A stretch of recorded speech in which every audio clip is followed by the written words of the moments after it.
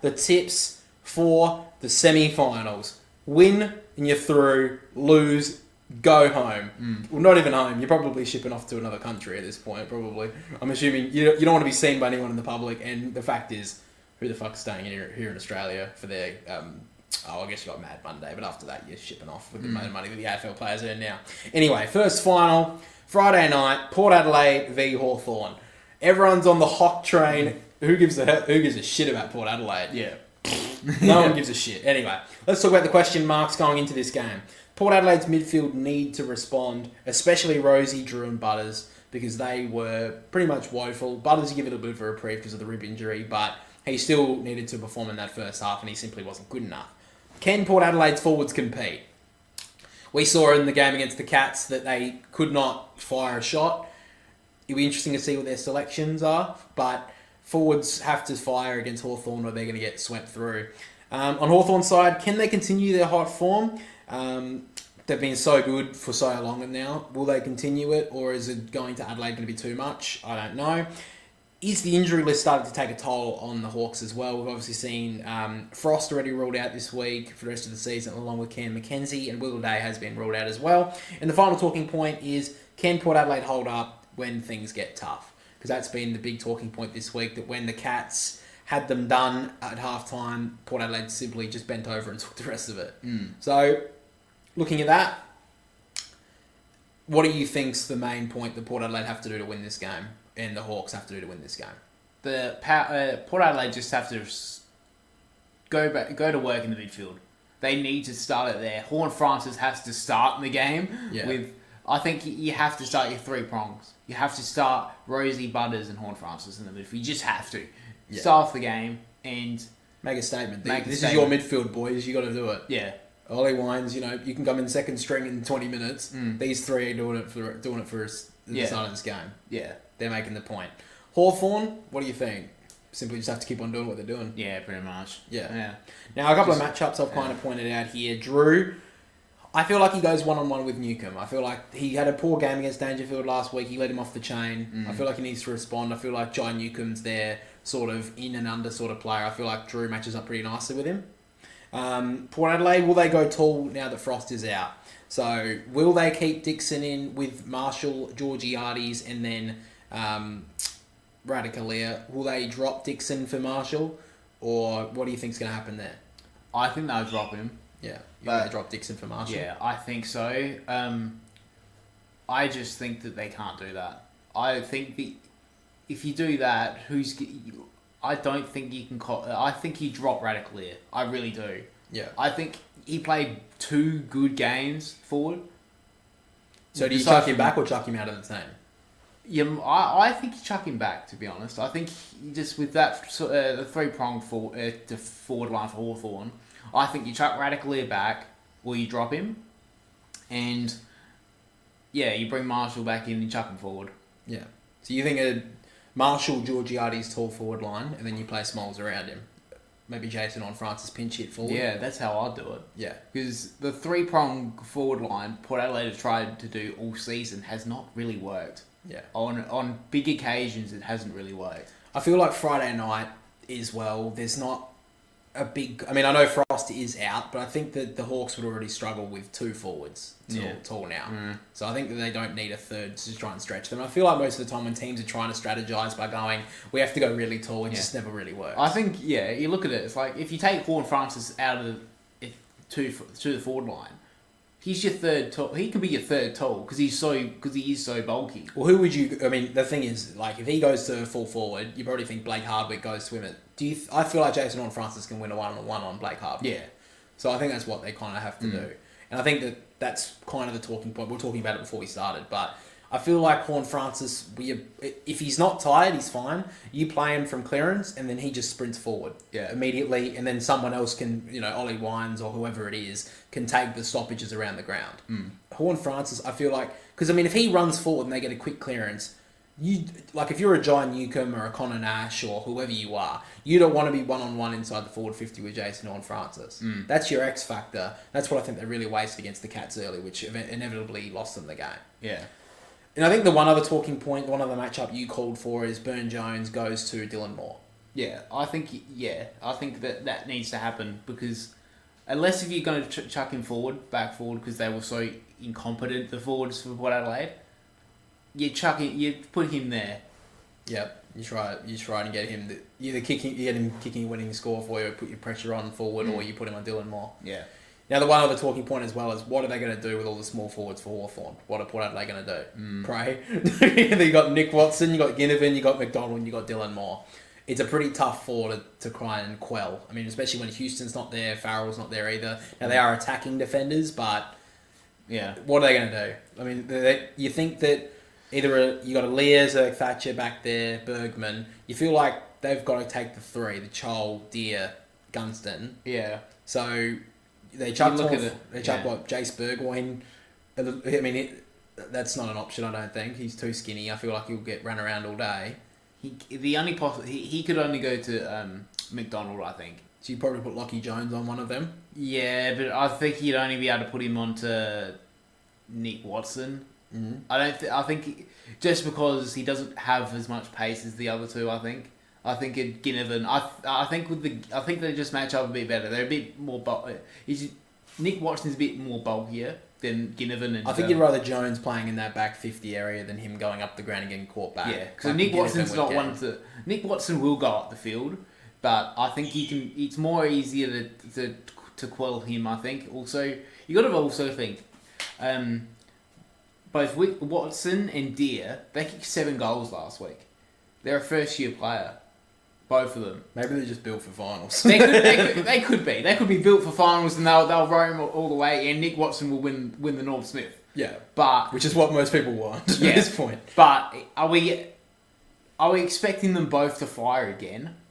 Who knows? Who knows? Like it is only Port Adelaide at the end of the day. Yeah, they did do it on pretty good players last week in the defence for the Dogs. So you got to think. But I get what you're saying. It's going to be, can they stand up twice in a row? Can they do it 2 weeks in a row? But with the likes of Gunston and Chol, Chol's been a bit hit and miss sometimes as well, but he's learned to quell that. Yeah, seems learned to keep that consistency. Yeah, and your experience in Gunston and Bruce, which we haven't really talked about either. So there's a lot of those experienced forward lines that Port will probably struggle against, really. Well, let's get to the tip then. What are you going with? I think Hawthorn. I think that's pretty obvious. Yeah. I think that it's hard to pick Port Adelaide after that seriously bad performance. They just looked all at sea, and whatever Port Adelaide were trying to quell this week, or this year, meant nothing after that. They said, they were ready. They were experienced enough to do this. They had last year, which was a write-off because they weren't ready for it. They said they were ready, and they were pathetic. So you can't see them? No, I can't see them winning. Okay. I'm tipping Port Adelaide. No, you're not. I'm tipping Port Adelaide. I'm going to tell you why. Port Adelaide are such a response team that they are going to bounce back this week. I'm calling it. All right, Jack Ginnivan has set them alight. All right, he said, "See you in 14 days, Brodie Grundy." Port Adelaide would have seen that. Ken Hinkley puts that on the board and says they've already got this written in the books. Okay, Ken Hinkley saying we are going in as underdogs at home in a semi-final. No, we are not. I'm being serious. Port Adelaide will win this game. All right. I don't know what they do against the Swans next week. Who knows? They have a good record against the Swans. He has to make a grand final, Ken, to keep his job. Port Adelaide, as players, every single time this year, they have been embarrassed on the football field, which has been a couple of times. They have been able to respond. Yeah. I'm picking Port Adelaide because they are such a response team. Now, look, the only thing that's standing in their way is Hawthorn, which I think is the hottest team in town right now. So it's going to be tough. But their best has beaten Sydney by 112 points. Their worst gets smashed by 84 points. So if they bring their best, they can beat Hawthorn. If they don't bring anywhere near their best, if they bring 80% of their best, they're going to get fucking wiped off Adelaide Oval with Ken Hinkley's contract ripped up in front of him. So I'll call Port Adelaide to win this game. Not exactly 100% confident, but I feel like as a response, they're going to do it for him. Because these players always seem to fucking respond when Ken Hinkley needs his job. So that's why I'm picking Port. Not too confident, but I'm picking them for that reason. All right. After that, the second final probably hasn't been talked about very much. No, it hasn't. It's basically about, Hawthorn, we all love Hawthorn, and Port Adelaide, Ken's losing his job. Ken's out the door. So the final that no one really cares about, the Giants up against Brisbane. Now, I think this is going to be a great game. I think this is actually going to be the game of the weekend. I'll call it now. But no one's going to... Look, similar to last week, no one really talked much about the Swans and the Giants game. But then or the Brisbane game, really. They were just saying that Carlton, they're bringing all their players back. They'll at least make it a bit competitive. They didn't. Yeah. Giants, Brisbane. I think there's only a couple of talking points in this one. Like, I think the major talks are the matchups. Can the Lions play a full game of footy? Because we saw last week, they were amazing in the first half. In the second half, how the hell did they let Carlton even have an attempt of coming back in this game? Well, when they were coming, Carlton... Brisbane had a couple of opportunities just to kick and stop the momentum. Kick a goal and stop Logan Morris 10 metres out missed. And, those two, I think it was like 2 or 3 opportunities. Yeah, Zach Bailey had an opportunity. Yeah. He missed missed the footy. When he missed the ball. It's for those, more Zach Bailey than Logan Morris, but the experience there, you just have to stop and think. Yeah. And I think some of the experienced players were lost in that minute, in that time. Yeah, especially for the third quarter. I think that they were lost, especially...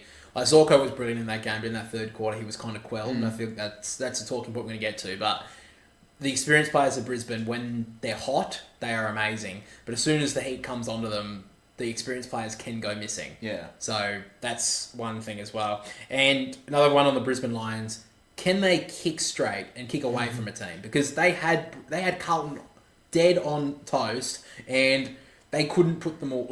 They were 60 to zip up, and they should have been up by 80 to zip, or 90 to zip. They were killing Carlton, and the fact that they let Carlton lose this game by only 29 points, or I think it was 28 points in the end, not good enough. But they didn't kick straight either, Brisbane. So they didn't kick over 100 points, I don't think, in the end. No.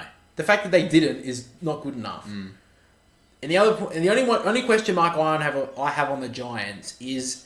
Can they front up after such a devastating loss against the Swans? Yeah. They had that game won, and they lost it. Yeah, that's the only question mark I've got on the Giants. It was a brutal game of football. Exactly. It was a brutal game. It was the most brutal game of the final series so far, obviously. Yeah. So that's the only question mark I have on the Giants. Now, on the matchups, Toby Bedford has to come back. Even if he's injured, he would have stopped Chad Warner in that last quarter. Does he go to Lockie Neal, or does he go to Dane Zorko? I think you put him on Zorko. I do. And chuck a Lockie Ash or or even maybe a Callum Ward, because he seems to be doing that a bit now. And you chuck him to Neil. You might leave it for a bit, but I think you need to stop the kicking penetration of Zorko. So I would say I agree, but also I'm thinking Starskovich goes to Toby Green. And I know a big one I think that's fair. Toby Green and Starskovich go to him. So does that mean, and this is what Sydney did earlier, about a month ago, what they did to quell Dane Zorko was not tag him, but chuck the best player onto him. So we chucked Errol Goulden onto him. Do you chuck Brent Daniels to him and say, you could keep me accountable? That's another one. Yeah, that's a possibility. And actually use that against him. Because Dane Zorko can't leave Brent Daniels free inside the forward 50. Because we saw last week, Harry Cunningham stopped him, and that was another one that really got the Swans to win the game. So, do you chuck Brent Daniels to him and you say, you just keep him accountable? Brent Daniels, he won the game against them, 2 years ago in the semi-final, I think it was? Yeah, semi-final, yeah. So, Brent Daniels has a good record against the Lions. We saw that he had a great end of the year. He had a poor game against Sydney, but Harry Cunningham was great. So... I think Starskovich goes to Toby Green. That's fair enough. I feel like that could be the play, because I think that Lockie Neal wins it in the midfield. But I feel like the way to get Dane Zorko on is something that Carlton didn't do, which is they did chuck they chucked Hollands to him in the second half, which did keep him accountable, but the game was done, so it didn't really matter. Zorko was like, I don't have to keep you accountable. We're up by 100 points. Well, we're up by 60 points. We don't have to give a fuck. Yeah. All right. So I feel like this week, if you start Brent Daniels on him, on Dane Zorko and say, you keep me accountable or I'm going to go kick goals on you and set up my teammates. Yeah. So, because GWS will get enough clearances, it's not like they won't get smashed in there. It'll probably be pretty even. I think that's where you can go. But I think the Bedford to him wouldn't be a bad idea either. Yeah. But I think that at stoppage and at clearance, I feel like you could go head to head with him. I feel like Toby Bedford can go to him to kneel at stoppage. I feel like that's a good way to get him. And I feel like Bedford, the one thing that Bedford can do on Lockie Neal is get him on the counter. Because Bedford's very good at doing that as well. Yeah. So I think it could go either way. I feel like that's the option they should go with, though, the Giants. We'll see what happens. I think that's going to be a great matchup and a great little bit of mind games between the coaches. And the last one I wanted to take a look at was, does Harris Andrews go to Jesse Hogan, or does he go to a Lockie Keefe and then glide in third tall, and then maybe Payne if he plays, or Joyce takes him and risk it? Nah, I think you need to chuck Harris Andrews straight onto Hogan. I think you do. I think you just need to put the best best defender on him. Yeah. Because, as we saw a couple times this year, Hogan can just kill a team. Yeah, I kind of agree. I feel like you don't make the risk on Jesse Hogan. No. I feel like because once he gets on a roll, he'll kill you in a quarter. Yeah. I feel like that's what Sydney did as well. They put their best defender on Tom McCartan, and he was. Even though there were a couple of shaky moments the Swans had in that game, like when Melican and him ran into each other, I feel like at the end of the day, he was able to stop Jesse Hogan from ripping that game apart. So I do agree that Harris Andrews has to go to him. So let's get to the tips though. I'm not going to pick stupid here. I am going to go to the Giants. I'm not going to make a big call like Port Adelaide. The fact is, the Giants. It's interesting because Port Adelaide, no one thinks they're going to go anywhere near the grand final. People still think the Giants can go the long way and do it. Yeah. And I can see that. Yeah. They were so good against Sydney last week.